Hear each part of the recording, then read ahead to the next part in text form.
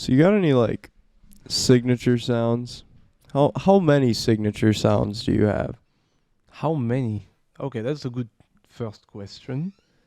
You got a lot, because I know yeah. you have some signature sounds. Like I have the train sound, of course, like the train whistle. I don't know, and like a lot of variations That's like from it. poly, like with a whistle on top of it. No, it's just head voice. Like Oh just wow, okay. and I just harmonize it with the whistle. Solid. It's cool. It's funny to use. Yeah. And so like variations. I tried with a poly like the Oh wow. that I don't have super good right now, but it doesn't sound good. Yeah. Though with a throat bass, it's nice. Yeah. That's a crazy sound. Thank you. That's the craziest sound I think I've heard in a long time. That's I nice. was watching the battles and that was by far it stood out. I don't know. For example, I like Sonus texture sounds. Yeah. You know? Like he's got so much like he doesn't have much own sounds that he owns, that he created, you know, but the textures he has on those sounds, like on his teeth roll, is just completely his. It's really good. Definitely. Well, I guess I should introduce the guest since we started up. Oh shit, maybe. Yeah. This is PACMax. Hi. But I guess if you're here you already know that. Maybe not. And he's on Highly Intelligent. Thank you for having me on Highly Intelligent. Yeah, for sure. That's what's the word? That's like the word's not pleasuring, but it's a pleasure to be here. Yeah. Though, why is PACMax on Highly Intelligent while this is literally the guy that will shave his head for a beatbox battle? I like the paradox of this. Yeah. Also, for context, if you hear some background noise, we just got some testing upstairs. We're currently at the Busch beatbox battle.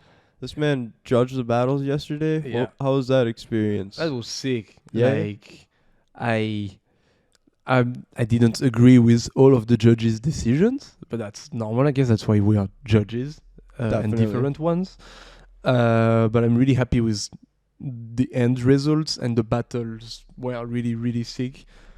And especially the sound. I was not expecting anything from a small international battle in Winchester, but actually it was really good. Yeah. It was really, really good. And Definitely. fun. So yeah.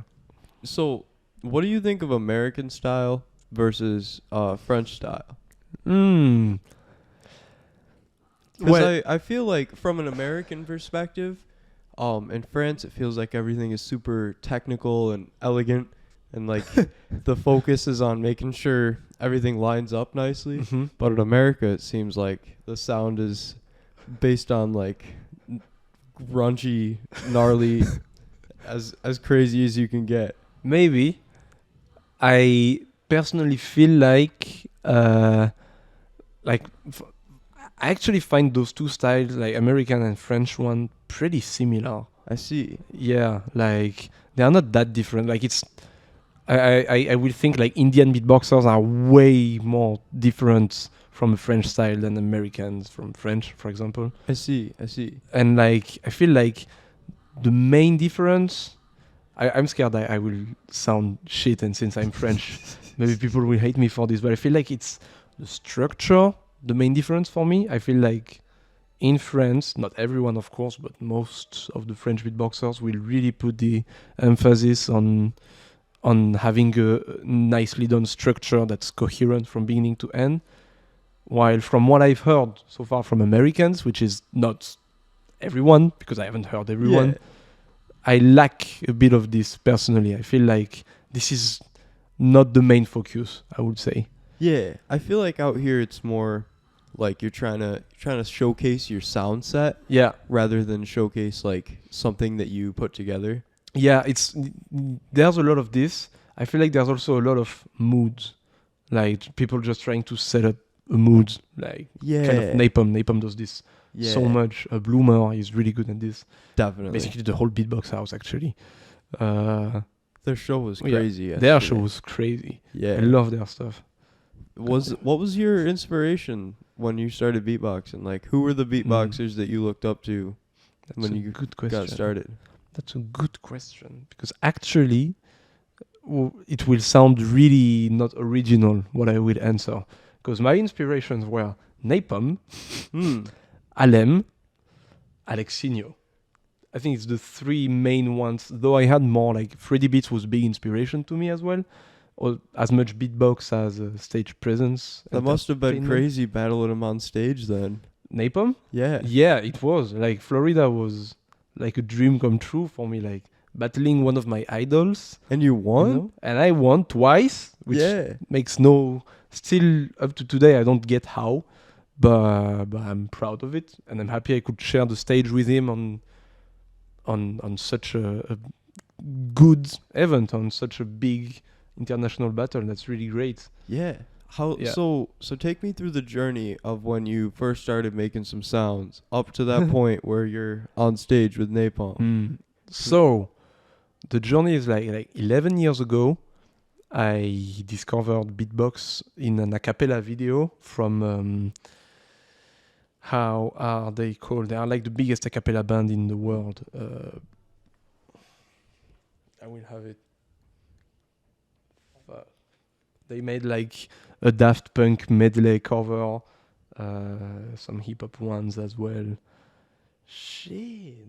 No, I always have the name and I don't have it right now. Well, it's like the biggest a cappella band in the world. Oh, the Pentatonics. Pentatonics. These Yes. guys. Yes. Pentatonics.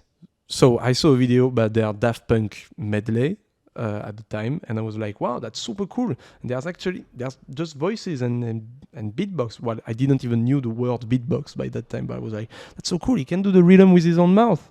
And I was like just trying to repeating the video, which was, I think, pretty ridiculous, but funny. Me, I really enjoyed it. And then from then I just kept trying to repeat music, randomly, still not knowing that beatbox existed, until 2015.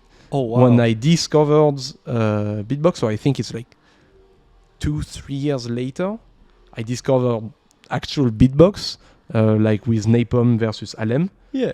And from this video, I started watching everything, going on TeamSpeak a lot, doing a lot of online battles on TeamSpeak, until I went to my first French champ in 2016, just to see. And there I was like, wow, okay, I want to do that. Like there was Alexinho, Wawad, Rhythmind, Alem, was insane. And then I just went full on competitions from there. Yeah, like real life, like not online competition, live competitions. I had a similar experience. This man behind the camera over here, we went down to Pittsburgh for a workshop that Napalm, Vocoda, and Villain were putting together. Oh, nice. And we're like the only beatboxers ever where we're from. We just watched these guys on YouTube. So when they were like in Pittsburgh, just a couple hours away, we figured we'd go down there and hang out. And That's then sick. afterwards, Napalm invited us to his house because we drove like 4 hours for this workshop, and we were gonna drive back. So he said to stay at his place for the night, and that like really kickstarted things and like interested me in beatbox because I spent a night with like some champions, and that's sick. Like the fact that the biggest beatbox stars are just so open, you know, and nice. It's just so cool. Like it makes you want to be part of this. The welcomeness of the community definitely was what brought me in.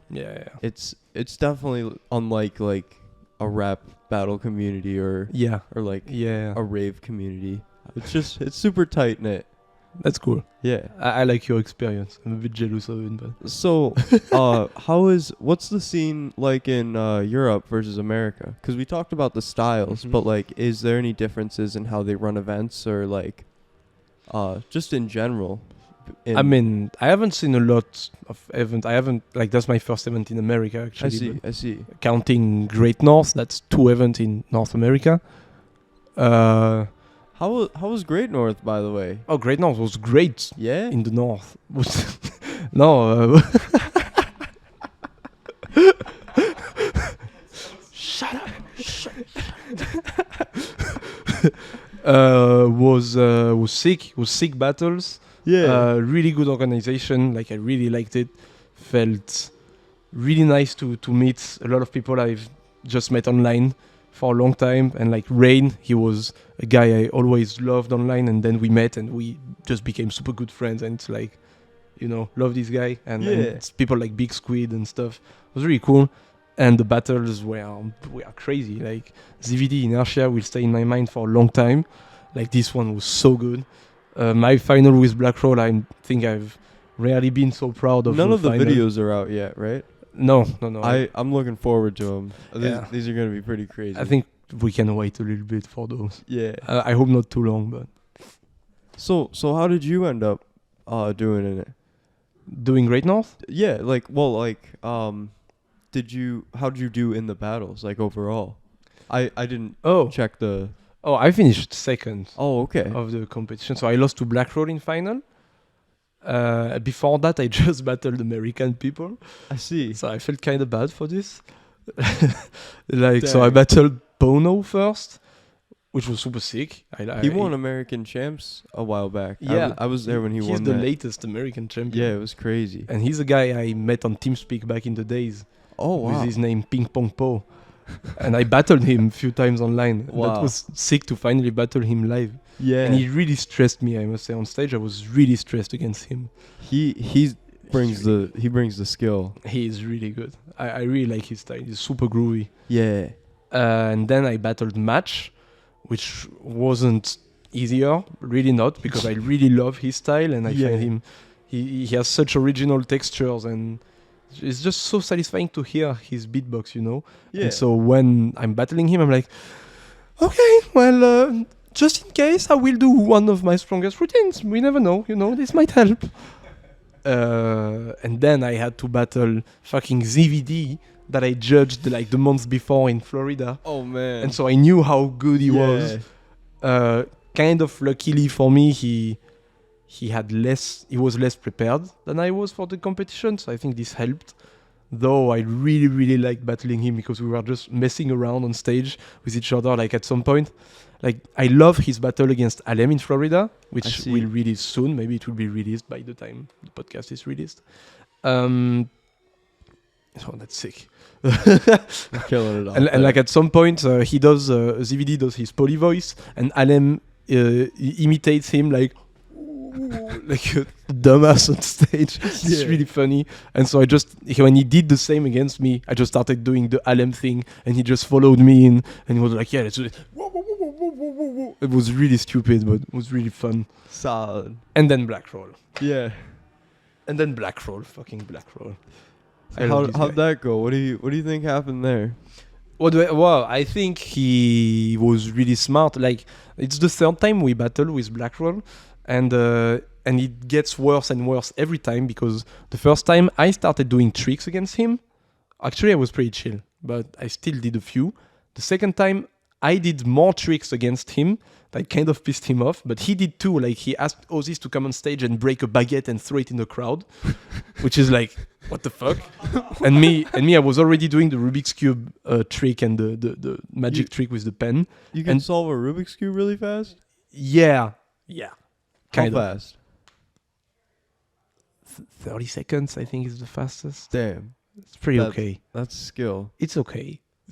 I mean, I know the top people in the world can do it in like they do it in 2 seconds. Yeah, that's insane. I had the friend who taught me he can do it in like 9 seconds or something. That's crazy. Like, what the fuck? I only ever met one person that could solve a Rubik's Cube like that. Yeah. I went to a film camp with him. I've never seen him again. Bro, those people are crazy. I think they're as nerdish as beatboxers. Yeah, it's a different way. It's like memorizing. I personally don't know how to solve a Rubik's Cube, but it's like knowing where shit's gonna go.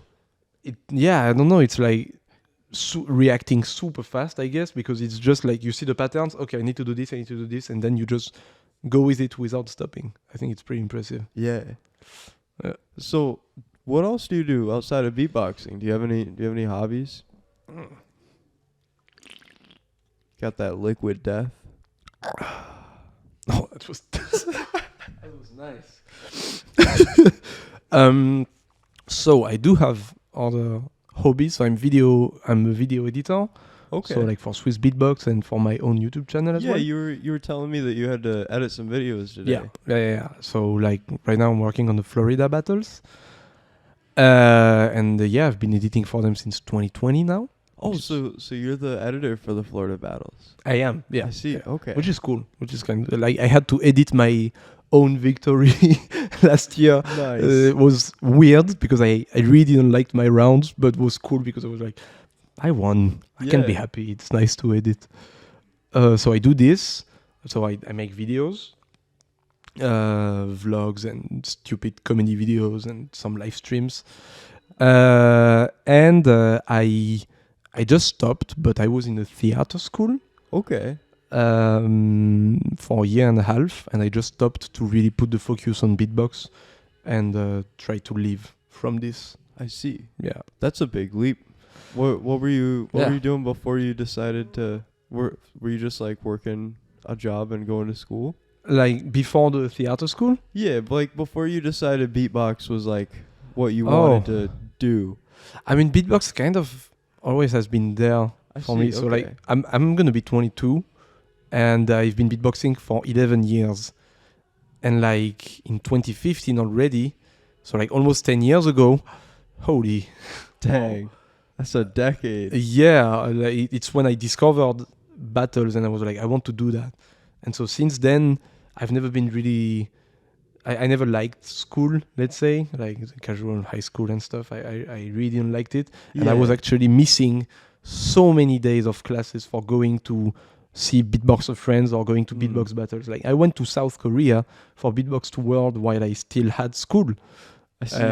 And my mom was like super supportive with me. So it was amazing, you know, especially to leave a like 15 years old boy Yeah. going alone as the only French guy to South Korea. Like, you can think it's fucked crazy. up, but it's actually really cool. Yeah, yeah. And so yeah, like beatboxing kind of always has been there, though I've been really doubting a lot if I wanted to actually do this. So like I'm that's a parenthesis, but I think it's important. So I'm with my girlfriend Miss Elani for like 3 years now, and so when I met her was this big period like after COVID, since the whole lockdown and all this shit. I was like, I really don't know if I want to do beatbox. I don't like this community. I don't know if I want to do that. I cannot renew myself. I'm not good enough. Or a lot of different thoughts. And she's the one that really helped me taking a decision, and like she helped me. She pushed my beatbox forward in every sense, in doing good strategy, actually preparing for a battle, moving my ass to prepare for a battle, renew myself, do some actual musical stuff and not just battling stuff. Yeah. That's super supportive. It is, yeah, and like I really owe her a lot because of this, because now I know I really want to do beatbox and music in general Yeah. because all this happened. So what kind of preparation did you do for the Great North battle? Oof. Well, I must say Great North is one of the recent ones I prepared the less for. Like I prepared late, I had a lot of work, and I think the fact that I'm already in GBB made it so that I was taking it less seriously and with less pressure. And because of that, like if I would have prepared, for example, I would have prepared a shitty, stupid trick against Black Roll, Yeah. which I didn't. But he did because he actually really prepared hard. Yeah, and that's definitely. great. Like he told me, like practice 6 hours a day for weeks, Oh wow. which I don't do that. that's crazy. Like usually with Miss Eleni, we rent studio like ideally a month before the battle, but usually it's more like 2 weeks before, and we go like 3 times a week, like 5 hours the days we go, so like 15 hours a week to review all the routines, make a lot of strategy sheets,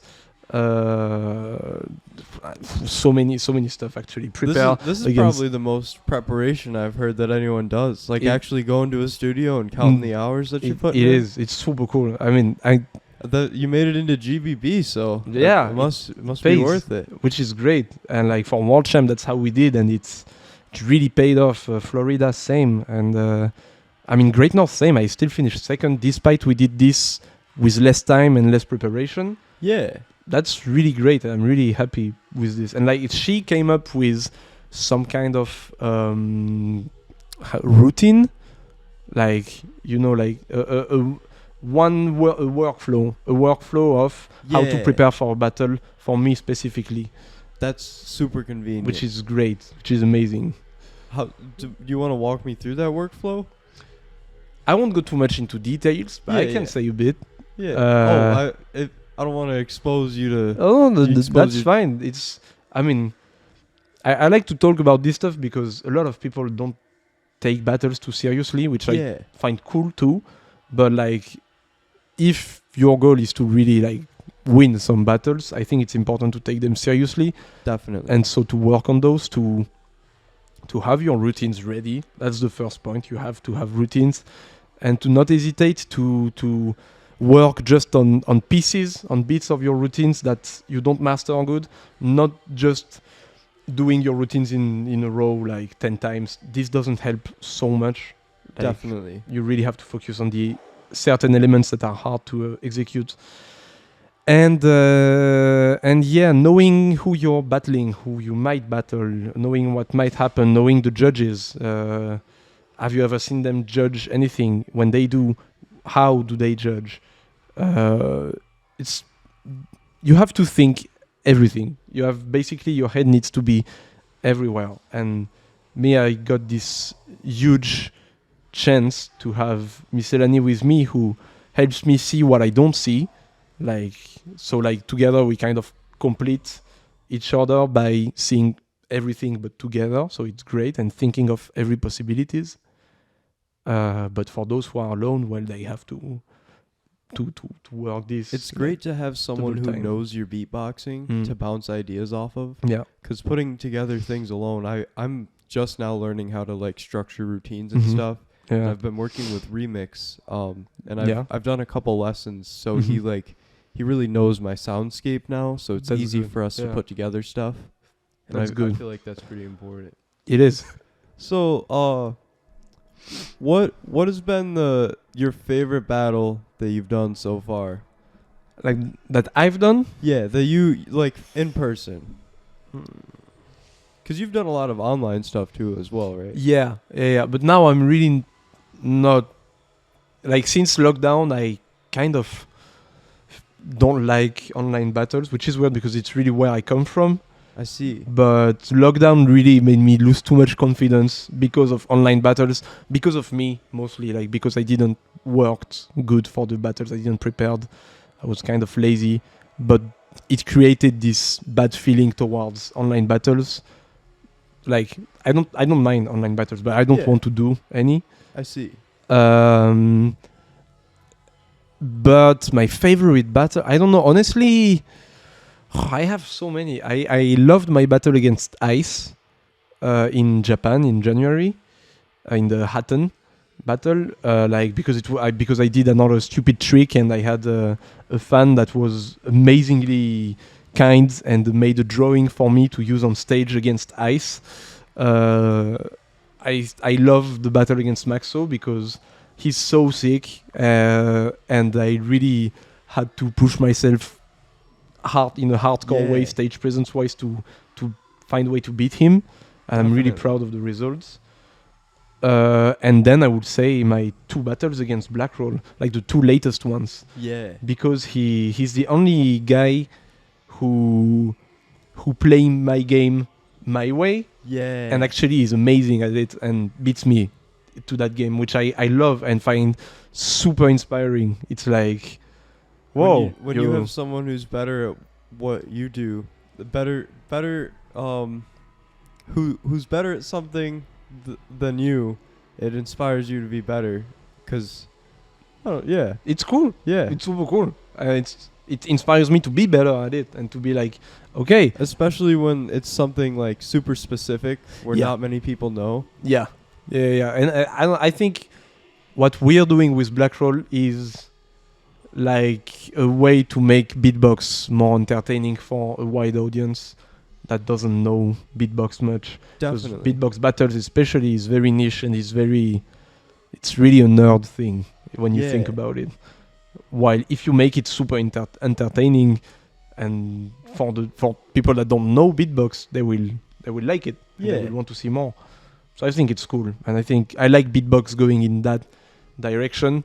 Also, there's kind of this debate then, which is, do stage presence and tricks on stage have to take over the beatbox? You know, it's like, yeah, I don't know. It's a big debate, and Yeah. it's very interesting. It's But a, yeah. it's a balance between like stage presence and battle energy versus Yeah, laying down your routines and ideas. yeah, and how original is what you're proposing, and yeah, it, as you say, it's a balance. I think that there needs to be, and I think that's why it's hard for the judges, because they have to make the balance themselves Yeah. and choose in function of that. I was trying to, when the judges were deciding some of the battles, when you were picking it, I didn't even know which way to go on some of them. So It was hard. It is. What is your thinking process when you're judging a battle? I don't know if that was your first experience judging or. No, it wasn't. What's my thinking process? Yeah, like if you see a really close battle, what does Yeah. it come down to? Well, the first thing that happens is me doing this. Basically, that's the first step.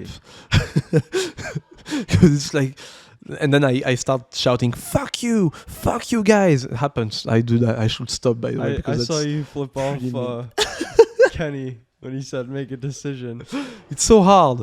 No, in those moments, I try to kind of replay in accelerate the battle in my mind and think like, okay, I have literally something to wait in front of Yeah. me.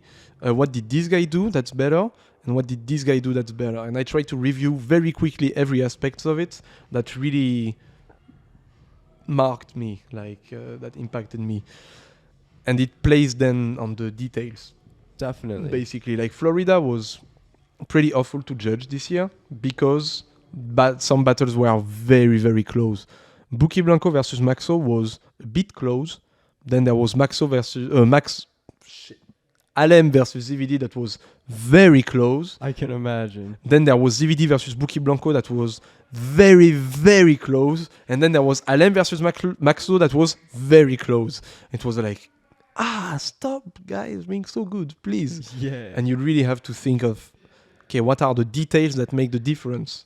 Definitely. Stage presence, execution, originality, sounds, structure. Structure is a big point for me, actually. Yeah. So, when I was getting the notes on my elimination, structure was definitely one of the things you mentioned It there. actually was for a lot of people. Yeah, Like, I can imagine. It's I think it's a big thing to like for an elimination. A lot of people will freestyle what they're doing, and it's really hard to come up with like a structure on the spot. yeah, it is. Yeah. I think. Being No, it prepared is cool. uh, It's cool to do it like freestyling. It's just you have to really practice freestyling a lot. Yeah. Because freestyling obviously is not easy, but at some point it's not. It's also not that hard to reach a point where when you freestyle, it sounds like you're making a routine because it's just Definitely. well structured. It's just really It's knowing like the build or Exactly. like melody build up, breakdown, Yeah. and drops. even just the simplest structure yeah, works and it sounds good. So, definitely. yeah. Well, do you have anything you want to talk about before we? Since close when it do out? you do this podcast? What was that? Since when do you do this podcast? I started it in like 2021, I think, and my first big guest was Napalm. I had him on at American Champs, and that kind of like switched the direction from it used to just be me and the boys talking Okay. about some crazy shit, and Okay. then I got Napalm on there, and then it like switched things around, and I'm like, Yeah, I should start interviewing people. that's cool. And then Napalm opened the door to a bunch of other beatboxers because I could tell them I had Napalm on. Yeah, that's Yeah. cool. That's really nice. Who did you got so far? Apart from him? I've had it was Napalm, and then I had Hershey, Nice. and then Vocoder, B Art, Hobbit was on, Remix was on. Sick. I feel like I'm missing someone. Crystalese was also Nice. on. Yes. Okay, that's sick. That's Yeah. nice. Now I'm here. Now Yes. PACMax. Yes. I don't know why I'm doing that, but I'll keep doing it. Is there anywhere people can find your music? They can. Well, I don't have a Spotify. Like, I don't release my music yet, but I might, and it will probably be PACMax on Spotify. Though I have a YouTube channel called PACMax BBX where you can find my wildcards and my shitty content, like all my troll stuff. Like I do a lot of, especially on my main channel, I do like I just troll concepts that people like on YouTube in the beatboxing. So like if it's a reaction video, I will just do everything to make it stupid and dumb. Can be, yeah, it's a lot of stuff. Just Yeah. have a look. And then I have a second one where I just repost clips of live streams. So it's basically reactions from my live streams or random stuff. And then, yeah, Instagram, PACMax BBX, and that's it. It's the main two, YouTube and Instagram. Solid. Yeah. Well, before we close it out, do you want to jam a little bit? I think that sounds good. Solid. I think that sounds pretty good. You start though. All right, I got you. Jam like together or one after the other? We could like pass it back and forth and maybe do something together. Sounds good. All right.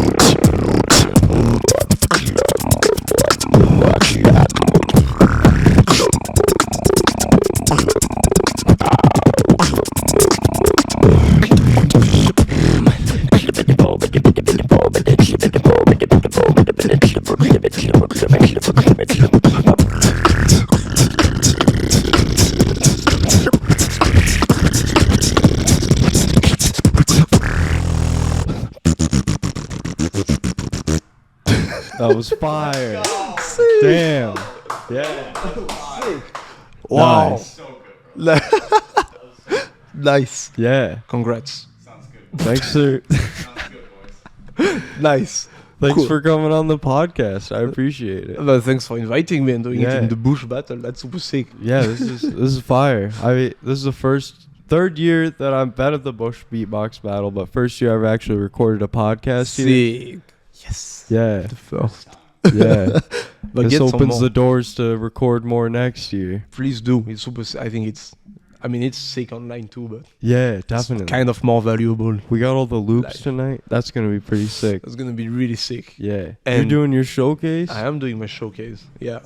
Are you prepared for that? You know what you're gonna do yet? In the big lines? I see. Like I don't have it fully done because I kind of freestyle a bit in it and Yeah, kind yeah. of do half one man show, half beatbox stuff. So let's see what will come out of it. Yeah, definitely.